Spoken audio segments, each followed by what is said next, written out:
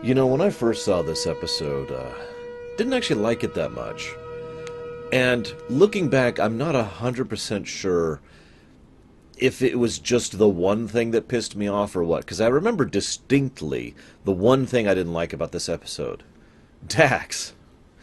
Um, I know there's certainly a lot of arguments that happen amongst DS9 fans about Jadzia Dax and Ezri Dax and the arguments about that, but all I'm going to say is that in this episode, she actively pissed me off because she comes across as stubborn to the point of rudeness. And if there's one thing that just really pisses me off in general, it's rudeness.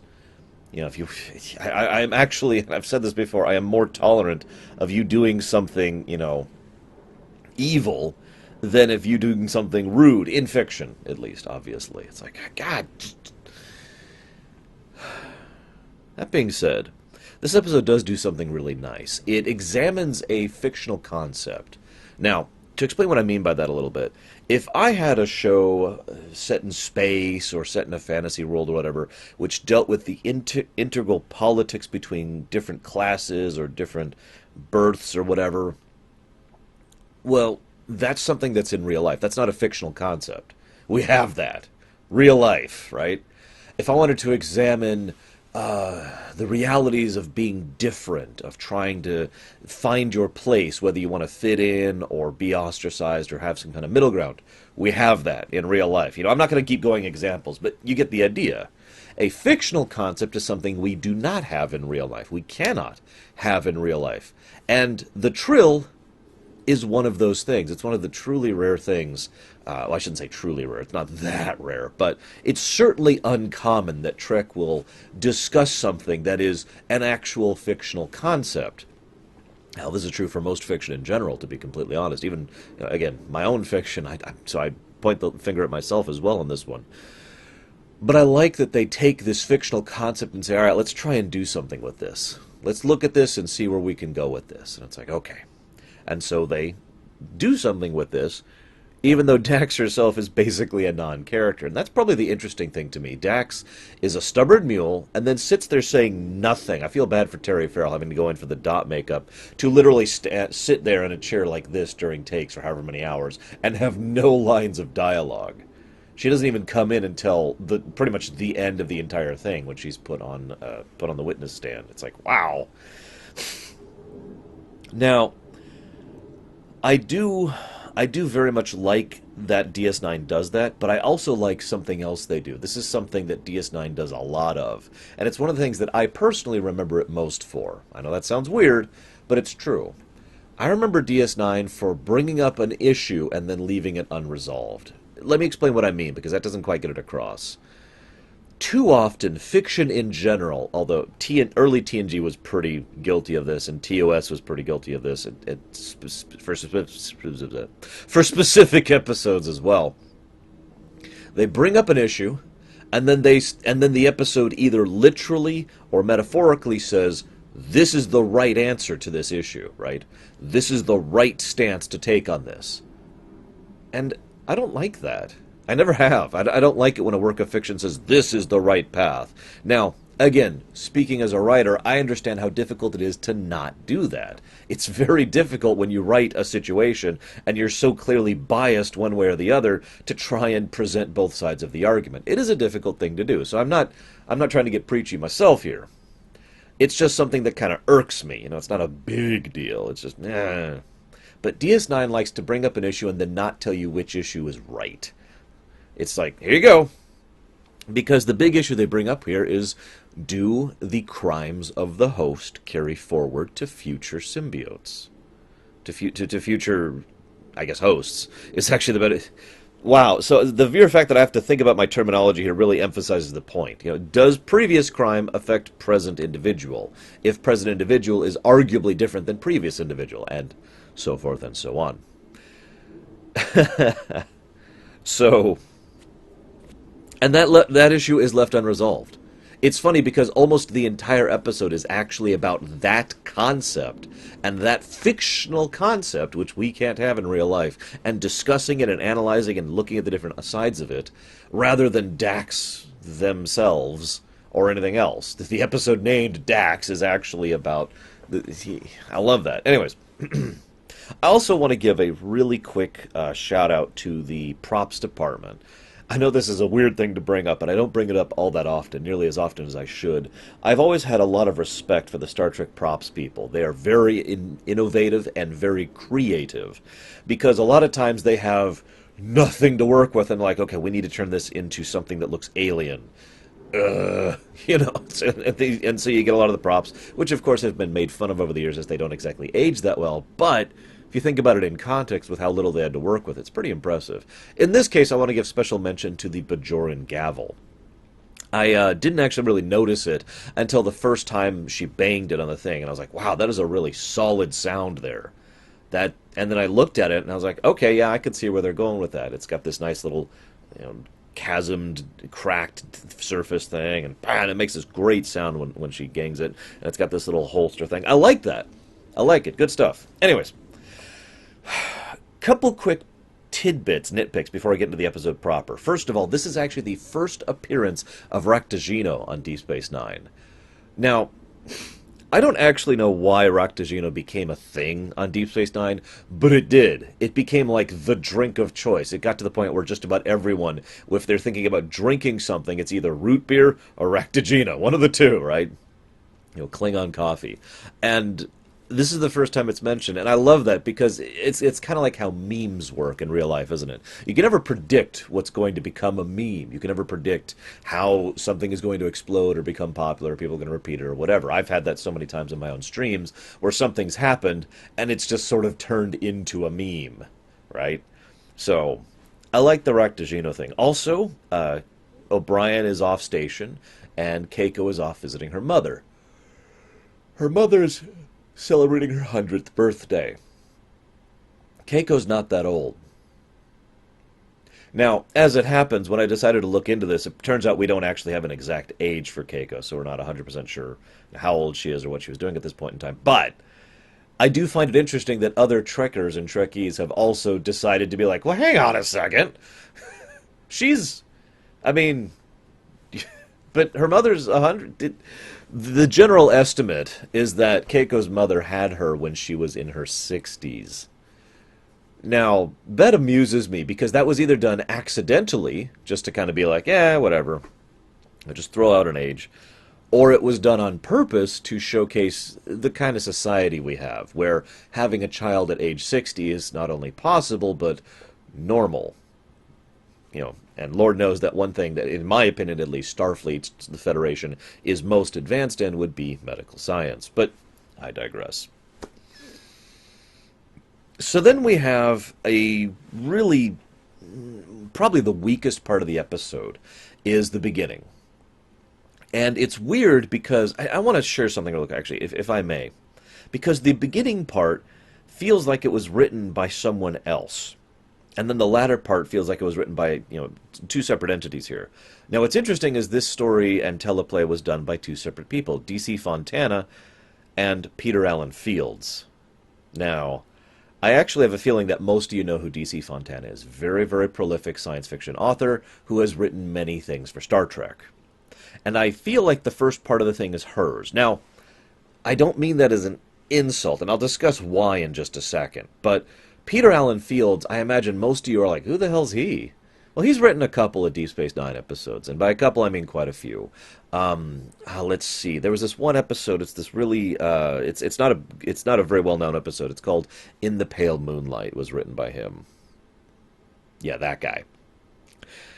So, anyways, now that I've made my point about the authors, let's continue forward. So Julian does this pathetic show of hitting on, like just transparently terrible, like, oh, hey, hit on, and she's like, nope, and then he decides to follow her, and then he puts in the most pathetic showing of trying to defend her, and doesn't call in until after he's knocked out. This is another time in which I think that the two versions of Julian Bashir do not mesh. I can't imagine any particular reason why, the real Julian Bashir, the retconned, if you will, Julian Bashir, would not either put his best into this or have enough of a brain to, as soon as he rounds the corner and sees what's going on, tap his comm badge. I actually did a quick test. Julian to ops. How long do you think that took to do that? Now, if you actually watch the episode, what happens is he turns the corner, looks up, Dax! And then he runs down the corridor. That's maybe about 4 seconds before action starts happening. 4 seconds is plenty of time to say, Julian to ops, Dax is in trouble. Just pointing it out. And this is why I say it's a weak thing, because Dax puts in a pathetic showing. She just plays the helpless damsel in distress the entire time, which not only is kind of irritating that she's doing this at all, especially since she is conscious. I mean, she's basically walking along with them and asking questions of them. But in addition to that, she should probably recognize these people, since, you know, she used to be having sex with one of them. Or rather, he used to be having sex with one of them. But nevertheless, the memory's there, right? And in addition to that... Actually, you know what? I just realized I'm defeating my own argument. I do this sometimes. Let me rewind a little bit. Dax is just a little bit too passive this whole time. However, it is possible that Dax recognized what was going on and was just going along with it. The only reason I say that with such hesitance is because there's a scene where she's like, what do you want from me? And he identifies himself, and she's like, oh my god, and there's this moment of recognition, right? Which, to me, indicates that she had no idea what was going on until that point. So... The other point that irritates me is that Julian's a piece of cardboard.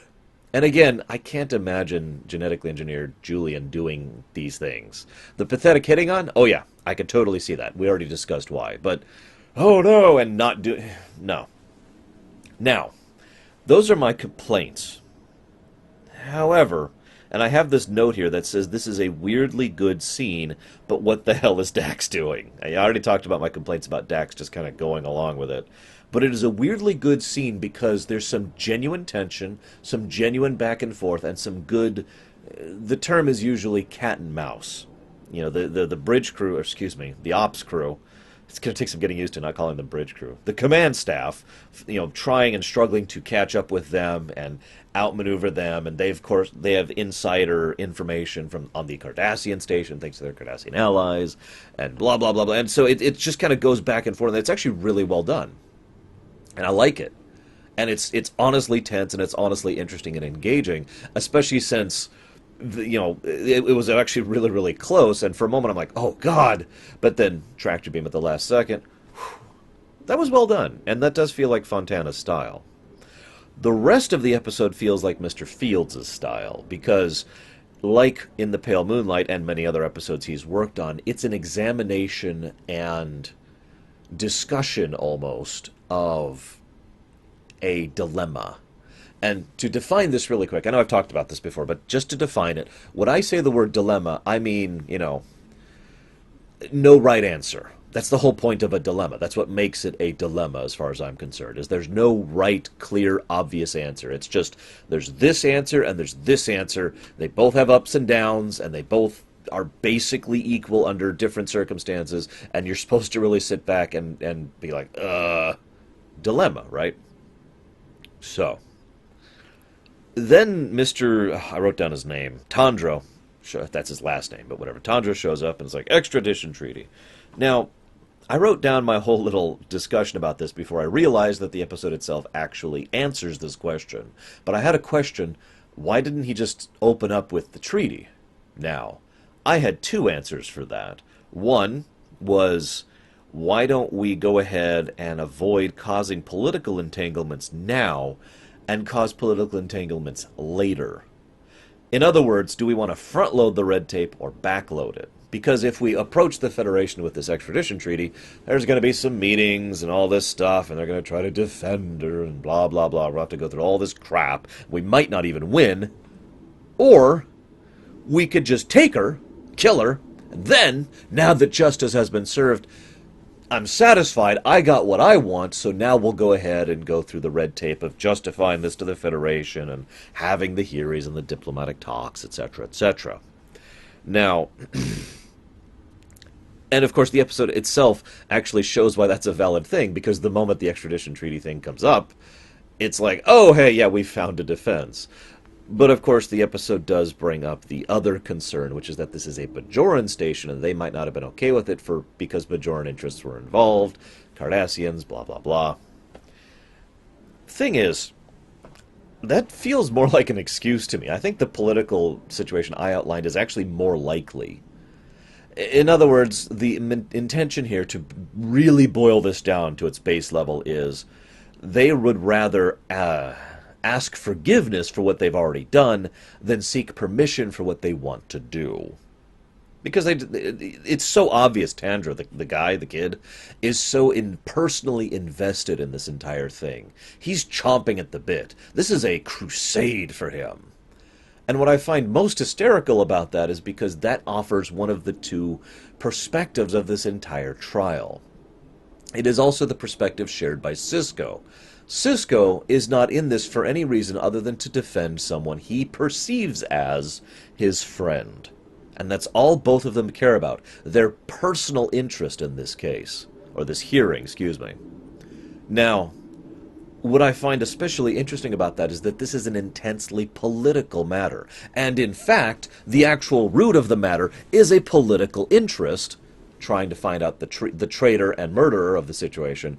And in addition to that, this is a deeply political matter because of the very nature of things like extradition treaties and this unique situation of, are you guilty of previous host's crimes? That is an intensely political matter, but both people fighting it are doing it for personal reasons. And I love that dynamic. I love the contrast between the two. And it's very well written. Again, credit to Peter Allen Fields and D.C. Fontana. I don't know how much of the rest of that she wrote, but both of them are excellent writers, so I feel comfortable giving credit to both. So, what I also like is pretty early on in the episode, Sisko's like, "No, I knew the man. I knew the man, I knew the man, I knew the man." And then Odo says, "Did you know the man or did you know the symbiote?" And Sisko has no answer to that. I like that because, as usual, Odo just cuts straight to the heart of the matter. I mean, basically, Odo tends to have two presentations so far in the series. Either that whole deeply cynical, bitter perspective on life thing, which is effectively either a lie or just untrue. You know, we've seen that a couple times before. Or he just cuts straight to the heart of things and is like, this is what's actually going on. He's done this with Kira already as well, just to use one example off the top of my head. And so he cuts straight to the heart of this matter just like that. Because that's the real question. And it's a question, again, the episode never answers. Tandra himself uses the saltwater argument. Now, I've heard the saltwater argument used many times in debates, in arguments, in political discussions, in concepts of morality and philosophy. It boils down to this: salt, water, mix, salt, water, separate, salt, water. Okay? Now, all of that sounds nice and simple. But when it comes to definitions, at what point does the salt cease being salt? Do we blame the salt for the actions of the salt water? Do we blame the water for the actions of the salt? The dynamic between these three entities is the entire point of the discussion, and I emphasize that three part because that is, well, okay, now we're getting a little bit into opinion. It has always been my opinion in those debates that there are three distinct concepts being discussed: salt, water, and salt water. That these three should be kept in mind, not just two. In my opinion, most people who are using the saltwater argument make the mistake of insisting there are only two variables, two concepts there, when I insist there are three. This ties neatly into the whole Trill thing. Now, if you asked me my opinion, I'd say there's three entities involved in any given situation. There's Curzon, there's Dax, and there's Curzon Dax. Jadzia was a completely separate entity before, as Sisko himself points out. Dax was a completely separate entity before, and now we have Jadzia Dax. Three entities. Boom, boom, boom. To me, that's very simple, but I have heard this argued many times that there's only two, and Tandro, though he never states that outright, tends to insist that there are only two. Every one of his arguments, every one of his debates is focusing on the idea that there are only two entities involved: the host and the symbiote, refusing to acknowledge the symbiotic relationship between the two, crafting, temporarily, a unique entity. Now, it is worth noting that I am not absolutely right about this either. That's why I kept adding that word opinion to beginning my sentences, because I don't know either. And as usual, I'd love to hear your guys' thoughts on this one, because this is a complicated issue. What if Curzon had been guilty? No, he wasn't. But what if he had? What do we do with Jadzia Dax if Curzon Dax committed a crime? Now, I'm using my terminology very clearly here. Because what do we do with Jadzia Dax, third entity, my opinion, if Curzon Dax, third entity, my opinion, did actually, provably, 100%, no really, committed a crime that needs to be settled? Let's also assume for the sake of argument that it's not a life or death thing. Because, let's be honest, let's just all be 100% clear about this, when you get the death penalty into things, when capital punishment comes up, things get murky really fast, and things get muddled. And a lot of people get a lot more heated about those kind of debates than, say, civil service, or serving time in a penal colony, or in a workers' comp, or whatever, right? Some kind of punishment that involves you having to pay out $10,000 is something people are willing to discuss in a relatively open and unbiased environment. Relatively. You start talking about someone who's going to be killed if they're found guilty, and things get a lot more tense. We've had this for many, many years, this whole capital punishment thing. And I'm not laying any judgment one way or the other. So let's assume Curzon Dax is going to be fined 10,000 bars of gold-pressed latinum for some criminal act he did, okay? And he is 100% at fault. And that crime was never settled in his lifetime. Curzon passed on. So what do we do with Jadzia Dax? Because he was guilty, but she is not. But they were she, and he is... You see the problem? Now, I could just sit and debate this all day. This is a fascinating topic to me. I'm not going to waste your time on that. I'm here to talk about an episode of Star Trek. But, oh my God, I love this. I love that they does this. And now, going back with an analysis mode on, I'm engaged. I'm like, yes, God. Almost every one of my notes has to do with everything I've been talking to you from. I've only had to glance at my notes occasionally, because all of this is comes so readily, because it's just such an interesting thing to me. Not that Star Trek isn't interesting to me. I didn't mean to imply that. Let me check my notes really quick. Let's move on from this. So, I want to mention another thing just as an aside. I didn't actually look up who the director of this episode was, but whoever they are, they do a good job of directing, if a little basic. It's a lot of very, very directing 101 things, but executed well. So I don't mean it as an insult. For example, Sisko is talking to Dax towards the beginning of the episode. Excuse me. Sisko's talking to Jadzia Dax. I'm just going to keep calling her Dax. And he's talking to her through this shelving. And she's stonewalling him. And he's talking to her through the shelving, right? There's the literal barrier in between them. They can still see each other, but, very basic blocking, but it's there. And, of course, when they move off the topic and start talking of friendship, they move away and the shelf is no longer in between them. Another good example of blocking, basic but well done, is when Sisko and Kira are having the confrontation with Tandra in Sisko's office. And Sisko is standing right there, front and center, and Kira's a little bit back and off to the side. And Sisko is like, and Tandra's just kind of trying to maintain this position of authority. You can tell just by his body language. And then Sisko effectively hands the baton off to Kira. And as he's doing so, and as he discusses things, he kind of shifts his position back. So now Sisko is back and off to the side, and Kira is now front and center. And the two of them, and it's wonderful, the whole dynamic of that, as this now becomes a Bajoran problem, and Kira does actually have Sisko's back on this. Although, quick question for you guys, and as always, I'd love to hear your comments on this. Do you think Kira had Sisko's back because she has some loyalty to him? I mean, this isn't that far into the show, so it's entirely feasible she does not have any loyalty to him yet, or at the very least, not enough to really go to bat for him in a political matter. Or do you think she went to bat for him because what she was saying was absolutely the truth? They were pissed off that their station, Bajoran Station, was invaded from Cardassian allies, thanks to Cardassian intel, so you can go piss off because we don't have an extradition treaty. It is also possible it is both. But the real question I'm asking is how much of it do you think, how much loyalty do you think Kira has to Sisko as of this point in time? So, then Odo blackmails Quark which is awesome. As ever, any scene with Quark and Odo is awesome, and this is no exception. I don't have much to add, just that it's awesome.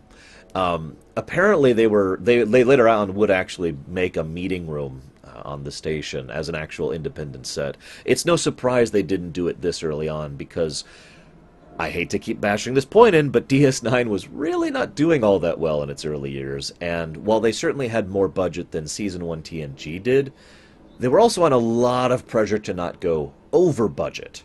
And going over budget would have probably actually killed the show. So, not building a new set for, like, what is this, the 7th episode or whatever, probably was the right call to make.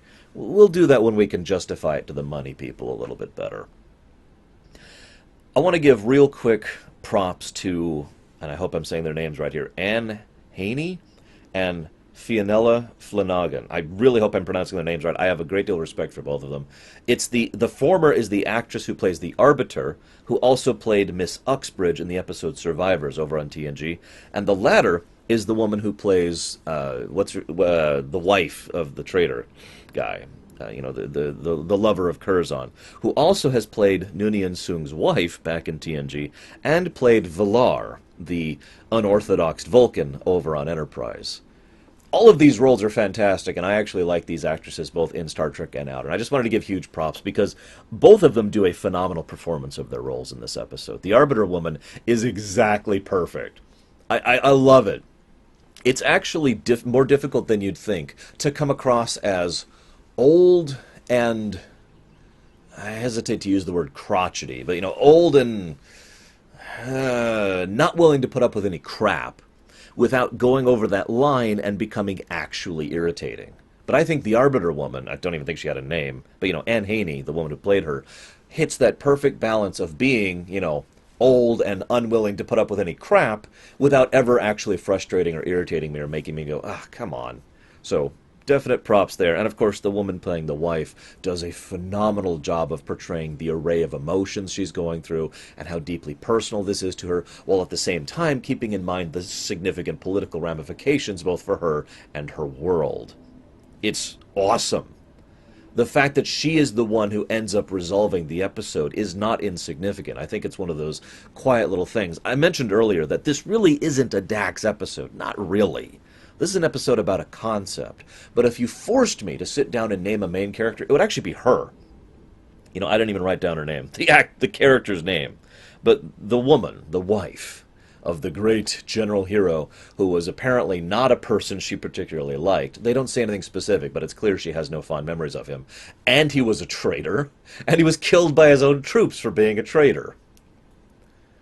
She does a great job, and this episode in many ways revolves around her and her choices rather than Dax. Dax is more the satellite to her story in this episode, because it's all about her coming to grips with the reality of her personal feelings and knowledge of the situation, and it rests within her power to resolve this in more than one way. She could have gone to her own government and said the truth about this. It is implied that she has proof of this, that she knows that her husband was a traitor, and that she knows that his own troops killed him. And there's probably other people who would attest to the same if they felt the inclination to. But that would be a very politically dangerous move. I know it's hard to think of this in real-life terms, because the last, 50 years now at least, maybe more, has been filled with what has been referred to as the age of cynicism. We don't really have a lot of heroes anymore, right? So there's no people we really like to put up on a pedestal the way that we used to throughout all of human history. But just picture for a moment, I don't know, let's go with George Washington, because this has actually been done, although it didn't have impact. I'm from the States, obviously, so George Washington, oh my God, this pillar of a man who did all these amazing things. And in the interests of fairness, historically speaking, the man did do a lot of amazing things. But what if he didn't?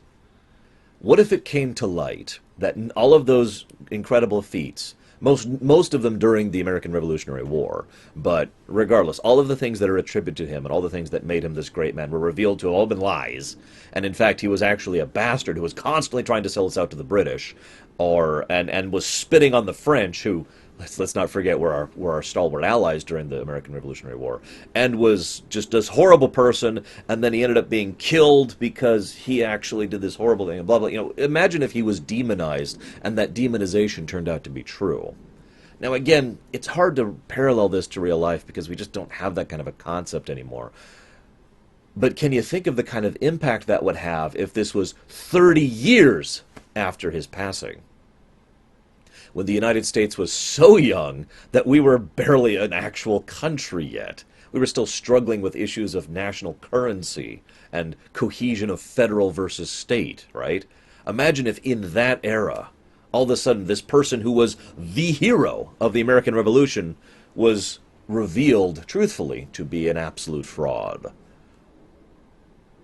You can see how much of an impact that would have on a nation, even if that nation happens to be of a galactic or planetary or whatever level. So you could see that side of the argument that she's going on through here. And she even says it with this wonderful poise of bitterness. Again, great props to the actress. She comes across with this horrible, just this poisoned nature of just, ugh, I have to be this. She's doing it better than I do, of course, because I'm not an actor. But, I have to endure. I have to be the stalwart wife who will never marry again in honor of the great hero, even though I know he was this terrible person, right? Then there's the personal side of things. She didn't know Curzon had passed on. And now, we find out later, but Curzon's death and the passing to Jadzia actually happened fairly recently to the events of now. So it makes a degree of sense that she wouldn't have heard about this yet. But the idea that Curzon's gone. And again, the actress gets across that personal connection as well. The tears of it, the consequences of what Jadzia Dax is now going through, and the courage to stand up and admit something that is going to stain her and her image, I guess is the word I'm going for, forever. Based on the code at the end of the episode, it's pretty clear that her people will continue to rise up and show the great George Washington, I forget the guy's name, the George Washington dude, forever, and she will forever be shamed as the wife who shamed her husband's name and blah blah blah. And she was willing to take that personal sacrifice to save one person who was only partially connected to the previous person.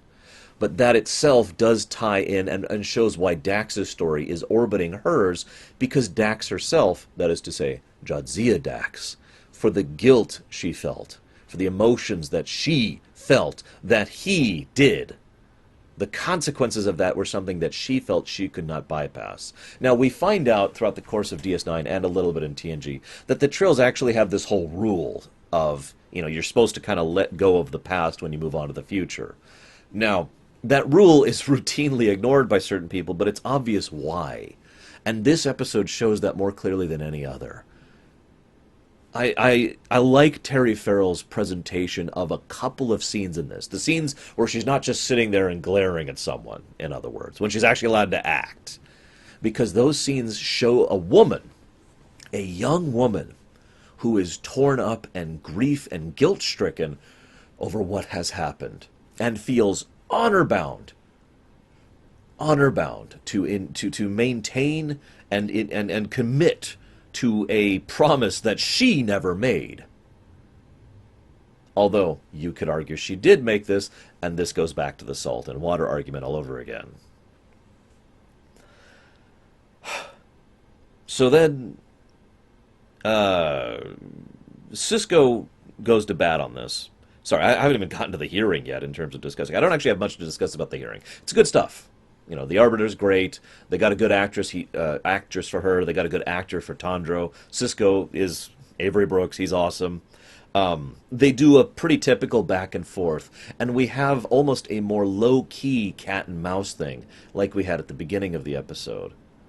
The idea of he pulls forth Julian Bashir, who starts listing the medical reasons why Jadzia Dax is not Curzon Dax. And then Tandra comes up and mentions that even if Jadzia Dax is not Curzon Dax, Dax is still Dax. Again, his whole perspective being that there's only the two rather than the three. And Sisko's argument, going down to personality and medical stations and the differentiation between the three entities, but Tandra insists that because the memories endure forward, you could tell early on that Tandra's initial thing was, this is stupid, this is clearly Dax. Oh, I have to take this seriously. And while we see Sisko powwowing and trying to figure out what he's going to do, we don't see Tandra considering his options, but you can tell at some point he decided, okay, I'm willing to admit that Jadzia Dax, that is just, I'm sorry, because he doesn't think that way, excuse me. I'm willing to admit that Jadzia is innocent of this, but Dax is absolutely guilty, because remember, he's convinced of the guilt. So I have to try and differentiate Dax from Jadzia, then I can take Dax and kill Dax. And you can tell that's his shift in strategy over the course of the hearing. It's good stuff. It's all good stuff. Very well written, very well acted. There's this great scene where Sisko is sitting with Bashir and Kira. It's actually before some of the events I just referenced. And it's wonderfully human. It's the kind of thing I couldn't see Picard ever doing. And this is how you differentiate Sisko from Picard. You don't literally have him say, I'm not Picard.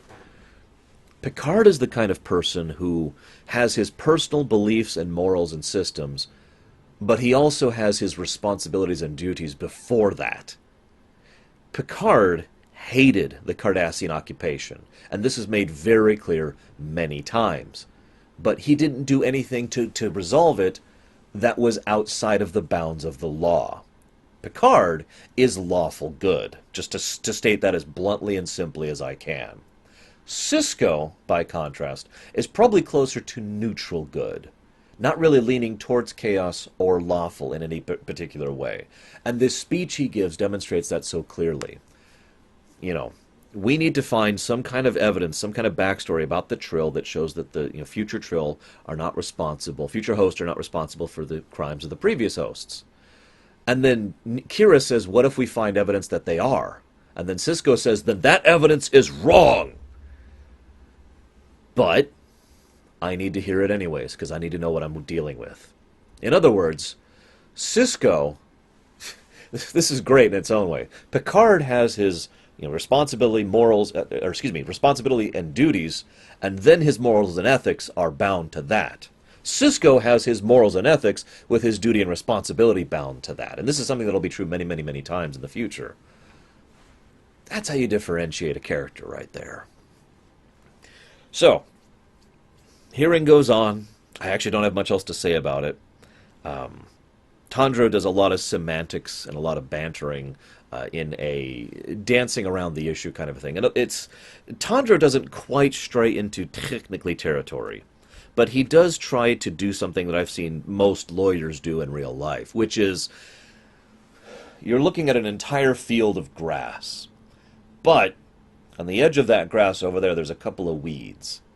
And so you phrase the question, are there weeds in this field? And the answer to that question is yes.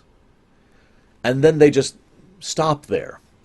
Because the implication is that this, if you're not looking at the field, if you don't have this information at hand, the way it has been phrased and presented is that this field is full of weeds, or at the very least has significant weeds, not one weed over in the corner, or two weeds over in the corner on the edge that haven't been dealt with because they're not sure which side of the line that lands. You see where I'm going with this? Lawyers do this all the time.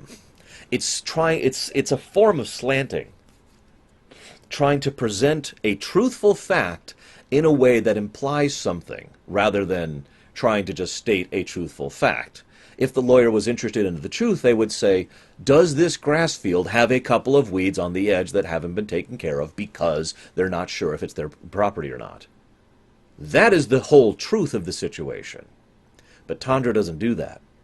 Instead he says, are there weeds in this field? And the answer to that has to be yes.